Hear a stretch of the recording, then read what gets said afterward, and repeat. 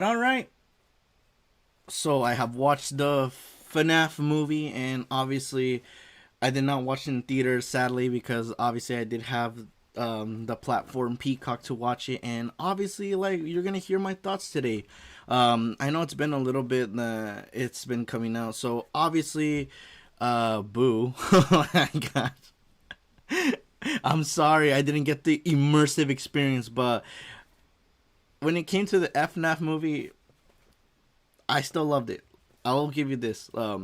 Yes. When it came to my siblings, you're good. You're good.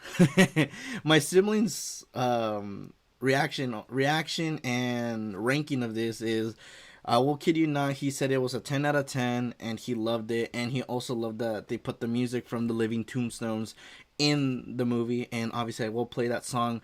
Hopefully it doesn't get claimed, and obviously you guys could listen to it because it's actually good. Like, they actually put some emphasis on it, and obviously as you're listening to the lyrics of it, like, you definitely understand what's going on with comes with the lore. And obviously in the background that you're seeing behind me is a lore that's being explained in 10 minutes. But here are my thoughts about it, which obviously you've probably seen a lot of people talk about. Like, you've probably seen Moist Critical talk about it. Was the bite of hey, shut the fuck up.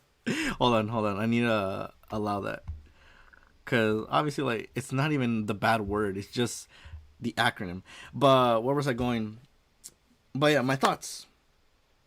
The movie, like, being PG-13, I kind of like would have expected, because obviously they want to have like everyone that was a fan to watch it and obviously be able to enjoy it. Like, yes, there were some criticisms that I've seen from people saying that, oh, why are the eyes red?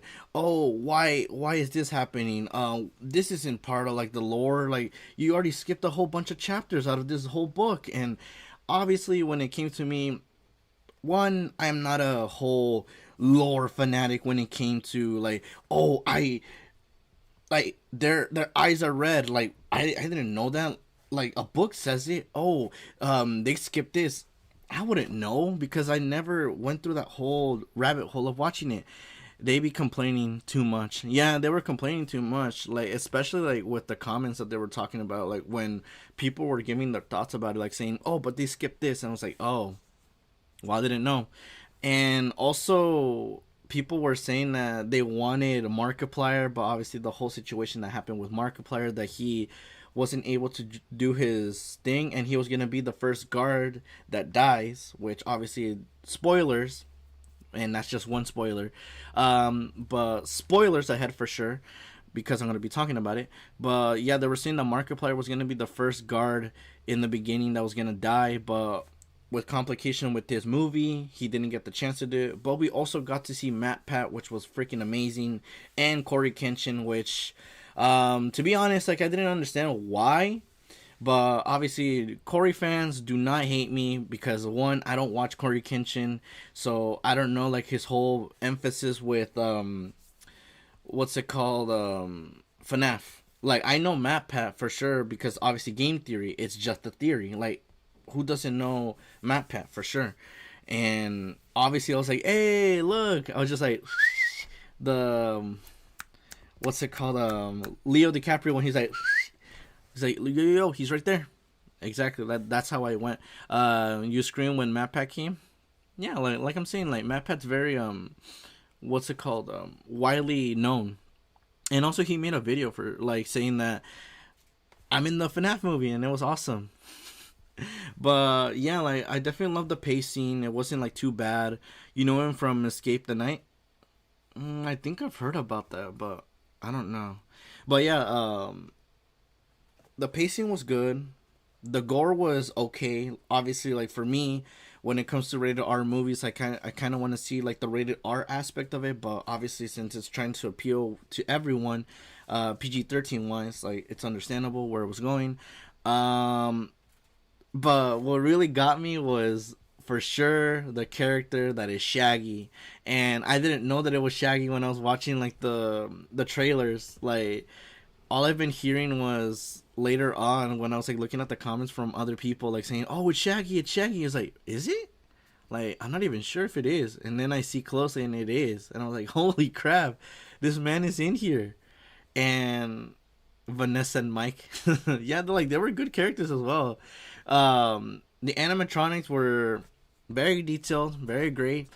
Um, what I thought was hilarious was that moment that they were like building that fort, because it was adorable. Like, you wouldn't expect that from the animatronics when you're literally playing the game. Like, you're saying like, oh, you gotta keep them away or else they'll jump scare you and kill you. And obviously seeing that in the movie really changed the perspective of how it was. Like, me just going with just what I saw from the games and from Security Breach really changes my whole perspective of like what to expect from this movie. And when I saw it, it was like, whoa, like, so they're compassionate as well. They're not just brutal killers um in the pizzeria. And yeah, like the big bad being, what was it, Spring Bonnie, if I'm not mistaken. That's what my brother said, like, because he knows like the whole animatronics of like the whole thing, and he was like saying it was Spring Bonnie, if I'm not mistaken.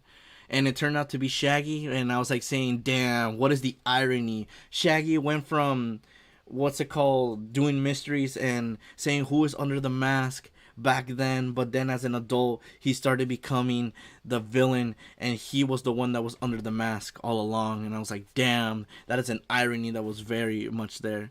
Jeremy died throwing hands and lost. Oh my gosh. But yeah, like, my general thoughts for it, that, like I'm saying, the gore was definitely missing, because I think there's like very graphic stuff from it, from like the books, if I'm not mistaken. He's a child, that's the exception. Ah, at least he fought back. Hmm. Well, yeah, like, yeah, I don't know who it was, but I'm assuming that the FNAF lore will probably explain that, like, who these characters were. Though, to defend himself, uh, Bonnie, Annie. Hmm.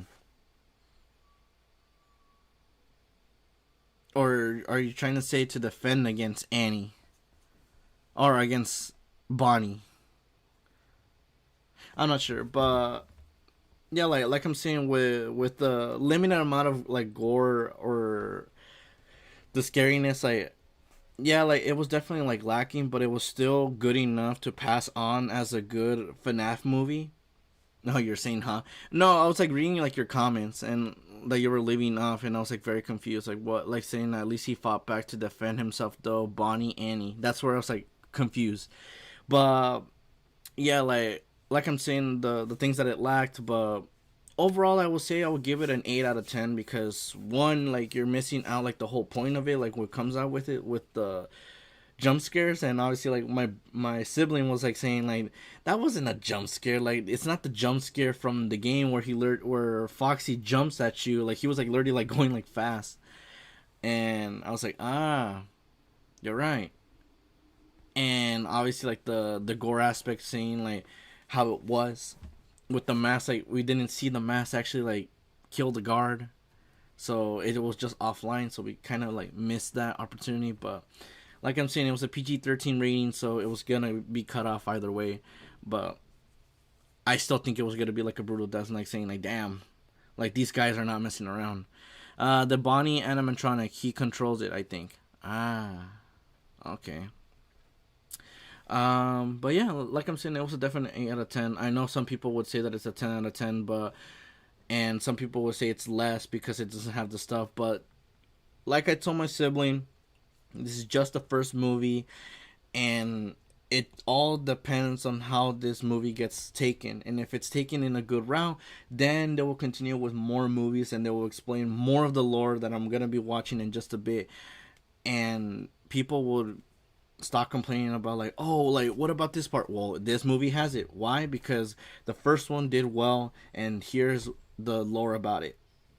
So, like, you don't want to get too much lore and then be confused and then be like, I don't know what the hell is happening. So that's what they're going with. So to the people that are complaining about that, like, don't worry, this is just the first movie. They're seeing how it goes, and if it goes well, you will see the lore for sure in the next ones. And or the people will complain about it over and over, and which has caused me to cuss them out. Yeah, like in a way, like if they get overly like dramatic over the things, like yes, it's okay to call them out, but like not in a way that it's normal. People complain about like the most dumbest things, and it was like I was complaining a little bit like when it came to like the Mortal Kombat. Like people were complaining about like their fatality, like how you're really gonna spend $10 for a fatality, and I was obviously naive and I bought it, and I actually wanted like to showcase it to everyone that I got the fatality, and it was actually freaking awesome. But for $10 for it, like yeah, like it's understandable. Like people complain and it's understandable. So you can't say much about it. But obviously let me know what you think about the movie. Like what do you rate it about it? Cuz obviously I want to know your thoughts, and I wanted to see what the comments are going to be saying about this reaction and discussion that I just gave today about the FNAF. So let us jump into the lore and see what the heck I'm missing out. Nope. Ready, go. A guy named William moves from England to a small town called Hurricane with his wife and 3 kids. It's in this small town that he meets a fella named Henry, who has no kids, and Henry and William become good friends. Nice. They decide on a business venture to open up a family diner that sold cake, and with the main attraction being these 2 animatronic suits that can either be an animatronic or can spring lock into suits that humans can wear. Keep that in mind, it'll be important later. The spring Henry locks. wore the Freddy suit, and William wears the Bonnie suit. Fellas, business is booming for Fazbear's Family Diner, so much so that they open up another branch called Freddy Fazbear's Pizza, where he creates 4 new animatronics: Bonnie, Chica, Freddy, and Foxy. But what we don't know about William Afton is that he's a crazy lunatic, an absolute psychopath. It is for this reason that it's assumed that Henry created an animatronic called the Puppet to protect his daughter Charlie from danger. One day in Freddy Fazbear's Pizza, Henry's daughter Charlie gets locked outside of the pizzeria. However, the puppet can't save Charlie as it's stuck in a box, and as William pulls into the driveway, he ends up murdering Charlie and dragging her into an alley. Once the puppet finally gets out of the box, it goes outside to protect Charlie, only to find her dead. What happens next is that Charlie's spirit inhabits the puppet, so it's now possessed by Charlie's spirit, and Henry lost his only child. Okay, so apparently now it's understandable that who inhabits this puppet, and it's in the second one.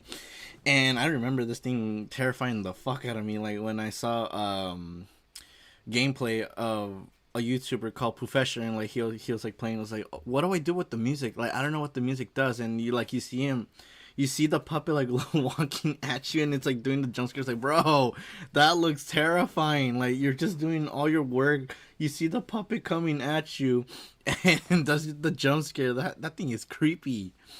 But it's understandable now. Who is gonna be this child that is inhabiting this puppet? And it is Charlie. Is that Evan? What? Evan? Now, while all of this is going on, let's focus on William Afton's family. He has 2 sons and a daughter, but right now let's focus on the boys. The small one is Evan, and the older is Mike. Evan is scared of the animatronics, and Mike sees this as a wonderful opportunity to prank Evan. On Evan's birthday party, Mike, the older brother, decides to put Evan near the mouth of an animatronic version of Freddy to give him a big kiss. What happened instead is that the spring locks on the suit fail due to the moisture of the tears, which ends up causing the animatronic to bite down on William's kid like a Big Mac, killing him, thus marking the bite of 83. The death of his youngest son was enough to spiral William Afton's mind into even more chaos and psychotic behavior. He ends up luring 5 children into the safe room of Freddy Fazbear's Pizza dressed up as Spring Bonnie, from which he then kills them. That what we're kind of getting where the body, you may ask. Well, when Afton was designing the 4 new suits, he made a compartment specifically designed to fit children inside of the animatronics. That is creepy. Like this is going with the basis of like the first one, but we never got like like this is what he did. Like we actually see Shaggy killing the kids and putting them in the what's called animatronics. Like we don't see that, but now we're getting like the little lore about it, saying that what happened, like where were these bodies at? Like they're not buried, Oh, they're in the animatronics. Interesting. Wow, that is definitely not gonna creep me out. And because of this, no one was able to find any evidence. The puppet, witnessing all of this, decides to assist the children. But there's 5 children and 4 suits. Where would the extra child go? Well, the extra child was stuffed into the Golden Fredbear costume. So now we have 6 kids that have their souls stuck in animatronics. Shortly after, Afton ends up getting fired from his own company and the restaurant is closed down due to health violations. However, William Afton didn't stop there. After the closure of Freddy Fazbear's Pizza, he decides to make a new company called Afton Robotics and creates a new location specifically designed to murder children. But why, you may ask? Well, when Afton was murdering the 5 children, he discovered a way to become immortal, introducing Remnant. When the kids die, they release this material called Remnant, which bonds your soul onto something. This is basically how the missing children and Charlie were able to possess the spirits of animatronics. He uses this information specifically to create Circus Baby, who was able to lure children in with games and then crush them inside of her stomach. So now we know that William's youngest child is dead, and his eldest is doing... And what's funny is that we already saw that in the movie, and it was just the glimpse of it, of Baby. Damn, that thing is creepy. So it's just gonna lure you, and then out of nowhere it will just kill you, just to do the bidding of William and stuff the children into the animatronics. That is crazy. Something not really important right now, but maybe later. Anyway, Elizabeth, Afton's daughter, is here at this private party to unveil the new location in the franchise, until Elizabeth gets a little too close to Baby, and yeah, she gets folded like a lawn chair. Anyway, because of this incident, the Circus Baby Pizza World was shut down due to a gas leak. But rest assured, he still kept the animatronics open for rental. For what reason? Well, you remember this guy, right? Afton's only son? William, being the wonderful father he is, he sent his son to locate and free the soul of Elizabeth, who is trapped inside of Circus Baby. So now let's shift to the new star of the show, Michael Afton, who survives the first 4 nights pretty well until around the 4th night, where technicians are instructed to scoop out the shells of the animatronics and take the salvageable endoskeletons. This scooping machine also has some remnant. I wonder why. Soon enough, all of the animatronics get scooped, but they all combine their parts of their endoskeleton into some weird megazord known as Ennard. On the final night, our man Michael ends up finding himself in this godforsaken scooping machine, and it turns out Baby's true intentions were to scoop the living hell out of Michael's organs and make some room for Ennard to chill in there, like some fucked up hermit crab. Needless to say, our boy Michael gets scooped like he's one of those strawberry sherbet soul alive, whilst Ennard makes his way inside of the corpse. Let me go back. And all that remnant keeps his soul alive, whilst Ennard makes his way inside of the corpse to escape the complex. Wait, wrong game. Eventually, we realize that Michael's body slowly ends up deteriorating due to him being basically a walking corpse. A few days later, Ennard ends up escaping into a sewer system, and when you think our boy is dead, he gets reanimated back to life. Now that Michael has freed Elizabeth, his new goal is to find William Afton. Fast forward a bit, Michael isn't able to find his father, but while all of this is happening, William decides to go to the original abandoned location to dismantle all of the old animatronics. William ends up snapping those fools like Lego bricks, but unbeknownst to William, he just awoken the spirits in a physical form. The spirits all gather up and confront William. However, in this safe room lies the very suit that William Afton used to kill these children. In an attempt to, scare them, he puts on the suit and laughs mockingly. It was all fine and dandy until those spring locks on the suit got a little too loose, and yeah, William ended up getting crushed and mutilated, causing a very ironic death. His corpse just laid there for a while until some fools decided to reopen the Five Nights at Freddy's franchise as a horror attraction. They found the suit and thought, hey, this bloody animatronic suit seems to be perfect to put inside of a horror attraction for kids. When they do this, William decides to become alive again and stalks this area for a week. I say a week because after 1 week passed, the building was set on fire. The reason being unknown, but all that you need to know is that Springtrap, or William, is still alive despite the fire. It's possible it could have been Michael to set the fire in an attempt to try and kill William Afton, but we don't know. However, he didn't escape without significant damage, as now he has to repair himself a little bit, and do you remember Ennard, who escaped through the sewer? Well, Baby was ejected from this and ends up having to piece herself together into Scrap Baby, while the rest of Ennard dons a Freddy mask to become Molten Freddy. We've discussed a lot of characters this video, but there's one that I haven't talked about in too much detail. So, obviously, like, I'm assuming if they make the second one, it's probably gonna go back in time and, like, gonna go with, like, the whole, like, sense of why Baby's there, and, like, the whole the whole like lore about it, like because it's assuming aligning is gonna go with the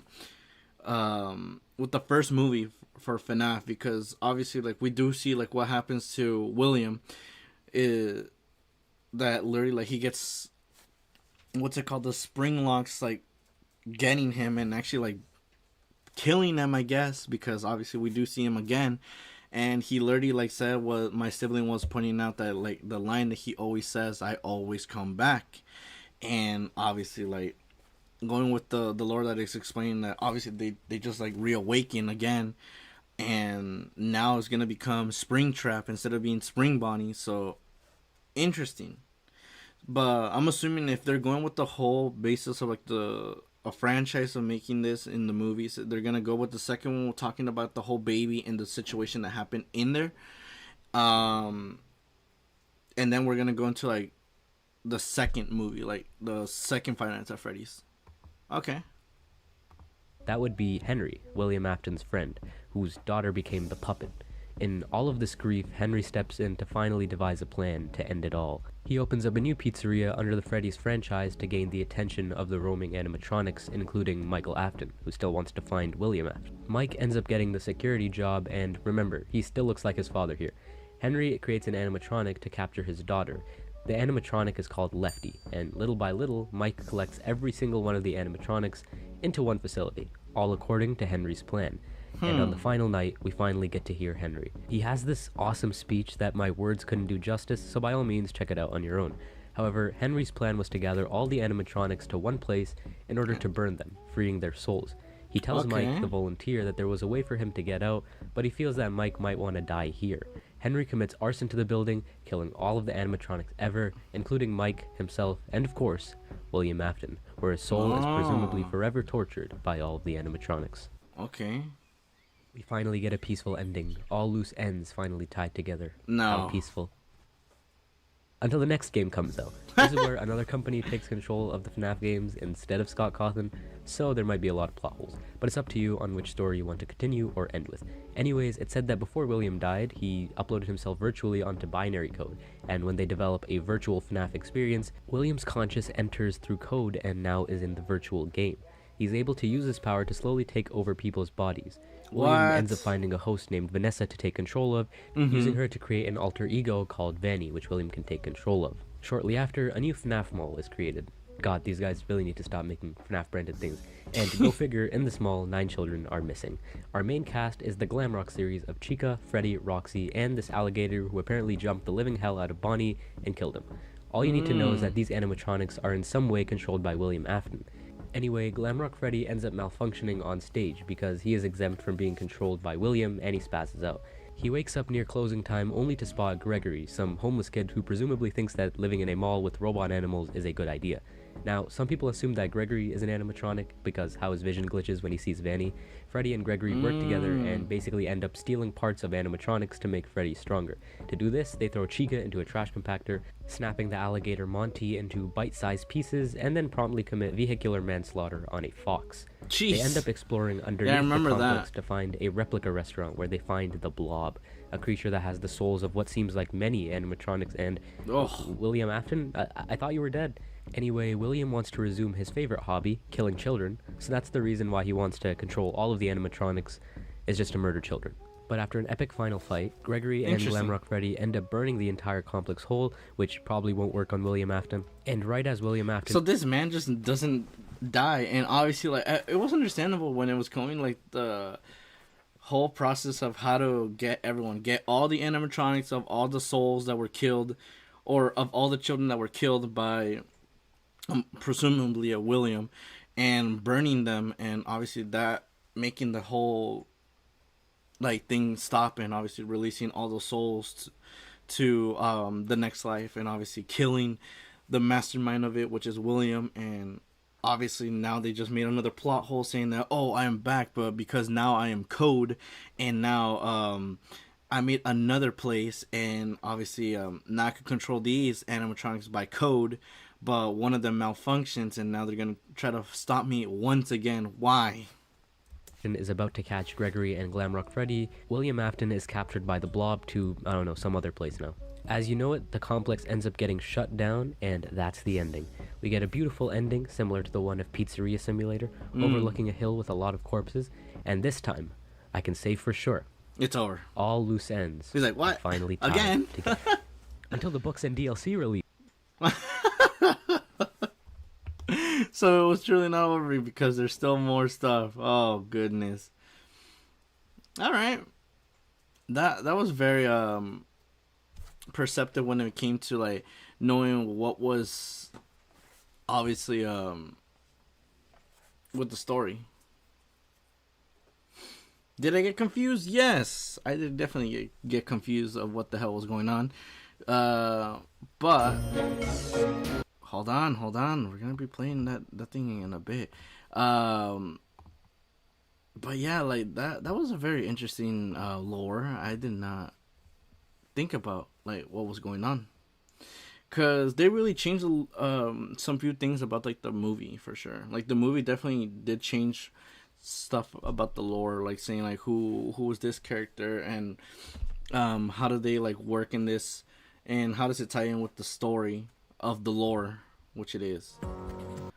But obviously we're gonna be listening to some FNAF, and obviously this was the song that was played, and obviously we're gonna be listening to the FNAF 1 song that has been released years, and I'm talking years, but this was one that was obviously in the end credits for the movie, and we're gonna be checking it out. And also, like, looking at the lyrics from it, like, you see at the bottom, like, you definitely, like, see a lore out of it. Or, sorry, it's in the middle. It's the other one that does at the bottom. Sorry, but don't claim this, please.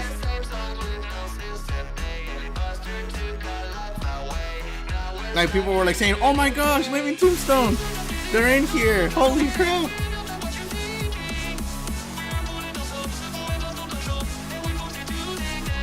Look, they were poor little souls and we lost our control. 1987. Bite of 87? Maybe? I don't know.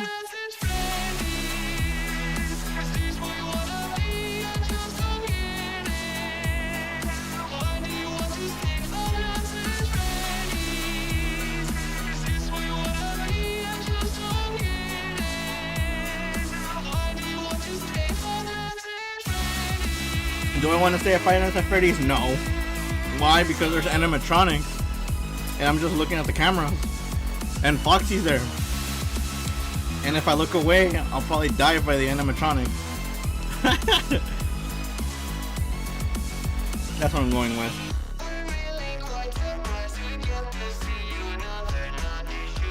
Oh man. Some good stuff I'm drinking.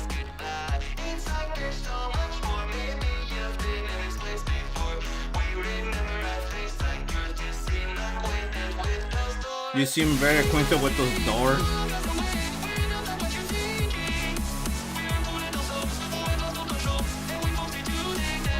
Look, see, it even says we are forced to take our role. We're just lost souls. So it shows that William is an evil, evil man, controlling these like a puppet.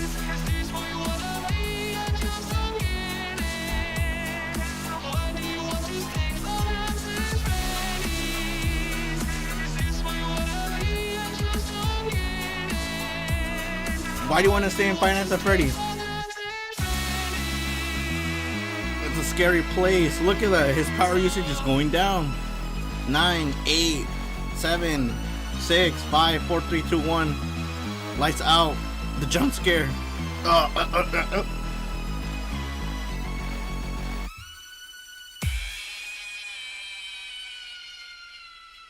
And then obviously you didn't make it to 6 a.m.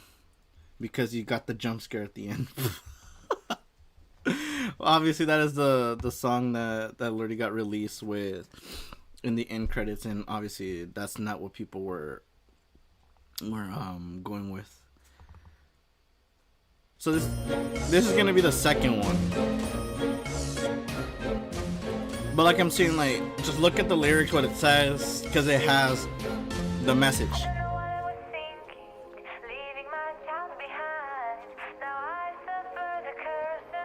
And let's see if the lore. Where's Charlie, who becomes the puppet?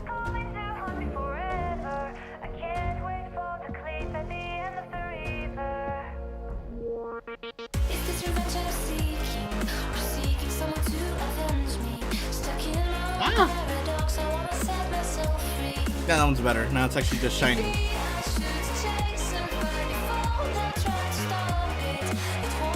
There's Foxy, all the kids. I don't know. We got some cake, and she's looking for the kid.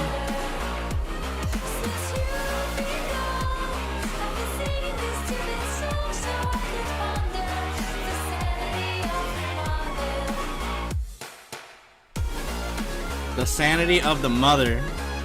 Did she go insane? I don't know.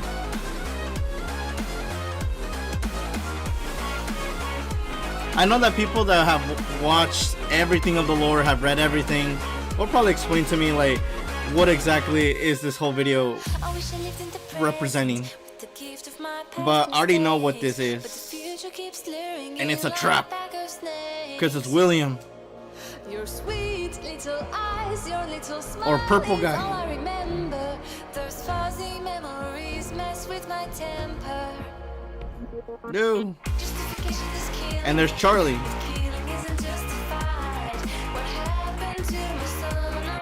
And it's helping out and putting their souls in the animatronics.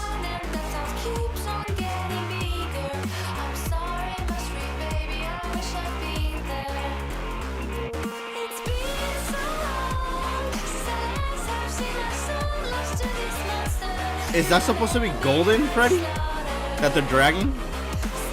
Or Evan?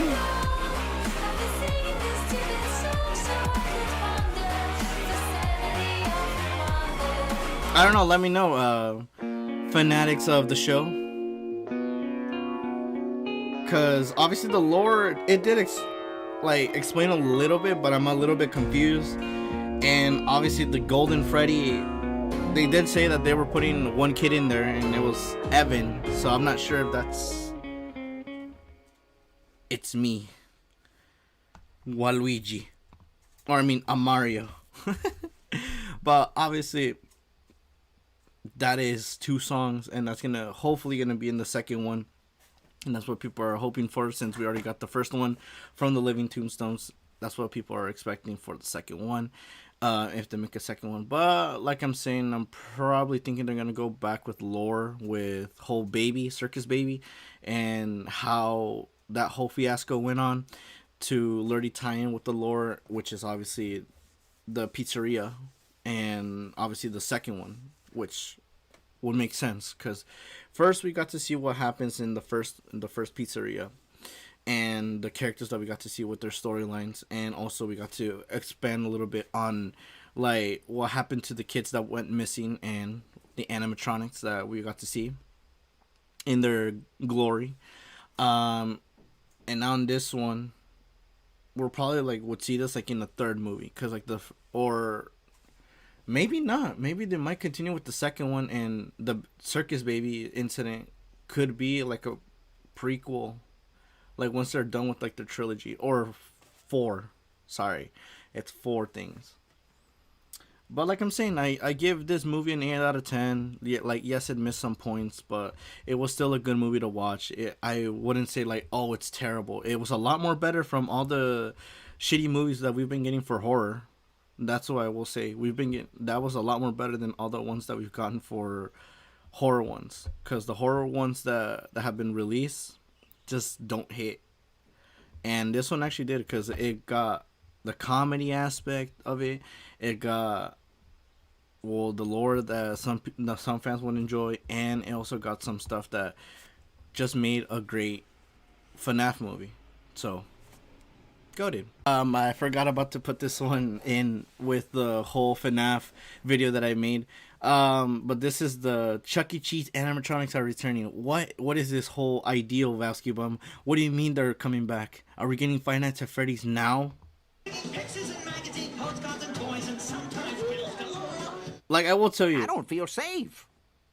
like those, the not this animatronic, but it's another one that creeped the hell out of me. Without that legendary animatronic band, at least until the company woke up and chose chaos. Yup. In the late 2010s, for whatever reason, CEC Entertainment brought the hammer down to Munch's make-believe band. Replacing the iconic animatronic show was a dance floor, and not much, actually. Nothing could repair this aching void in my heart. These guys have been a staple to the Family Center for decades, so seeing them go was disappointing. However, the band recently shared an announcement for what comes next. But it's true. We are going. This is the one that freaked the hell out of me as a kid. Cause bro, look at the design. It looks like shit. It's freaking terrifying. What the hell is this? Now as an adult, if I ever see this come to life, I will find a way to kill it. Going to be performing on a regular basis here in Northridge, California. That's in Los Angeles, California. Here at a great little venue that's perfect for a band like us. It's called a residency. Oh, we'll still be jamming in other places too, but we'll be jamming in Northridge regularly. Yeah, we jam more than your printer. So while the animatronics probably aren't coming back to your local Chuck E. Cheese, they are seeing a permanent return over in Northridge, California. They'll be performing every day. It all almost ties in. We have a Chica here. We have a one that could be like Bonnie, but it's a dog. We have a Grimace, and we have a guy. Acting as the only official one in the country to do so. As the company updates its look and feel in more than 400 locations nationally, the Northridge location is a special exception the company is making for the fans nostalgic of the legendary Munch's make-believe band. David McKillips, president and CEO of Chuck E. Cheese parent company, CEC Entertainment, said, "As an important part of the legacy of the brand, we know that the animatronic band holds a special place for many fans in their childhood memories." No, dude. The only childhood memory that I had about this was like the first time I went to Chuck E. Cheese, like as a 5-year-old, or yeah, I think I was a 5-year-old, and I literally saw the Chucky animatronic just moving around, and it looks like it's looking at you, and it creeped the hell out of me, and I started freaking crying to get out of there. Like, I wanted to leave. Like, I even told my mom that I wanted to leave. Like, I was not gonna want to stay with a freaking animatronic that freaking scary, and knowing that there's more of these freaked the hell out of me. We want our fans to know that the decision to keep the band here is meant as a gesture of love and gratitude as our legacy continues to evolve in new ways. So with the boys back together, the inevitable question is, why? Why does Chuck E. Cheese think it's a good idea for these animatronics to get the spotlight again? Well, the most obvious explanation is nostalgia. It sells. This location in Northridge is a best of both worlds kind of situation. The adults of today who grew up with the bands can reminisce, while the kids can have fun with all the more modern stuff. Also, we should probably talk about the elephant in the room, or in this case, Bear. I unironically believe that Five Nights at Freddy's is one of the driving factors behind this decision. Think about it. The FNAF franchise has exploded into the mainstream. The movie is off to a roaring success. Not only that, but Chuck E. Cheese even made a ripoff with Five Nights of Fun. The company doesn't want to be directly associated with Freddy Fazbear's Pizza because, you know, killer animatronics. But but obviously, like, I wouldn't be surprised if it ends up happening that, like, bro, that would be terrifying. They are aware that most kids will connect the two franchises. Yeah. And of course, we also have to realize that Chuck E. Cheese is in a transitional phase. Going bankrupt meant they had to make big changes if they wanted to survive in this wild world of capitalism. Getting a zone in a water park, changing the look of the buildings, and, I don't know, whatever else they got planned. Moral of the story, they decided to head back to the lab and change everything. Welcome to the next era of Chuck E. Cheese, which exists in a post-FNAF world. None of us are safe. Yeah, obviously not seeing that. A still image of this Chucky. Like, this one is at least decent looking because he's not gonna bite you. But the other ones, yeah, that one, no. Get those animatronics out of my face. Because like I'm saying, like, if I have anything that I could use against it, I will use it against it if it ever tries to freaking eat me. So, yeah. I'm not safe amongst those animatronics. Get them away from me. And that's what I wanted to say in this video. But, yeah. Crazy.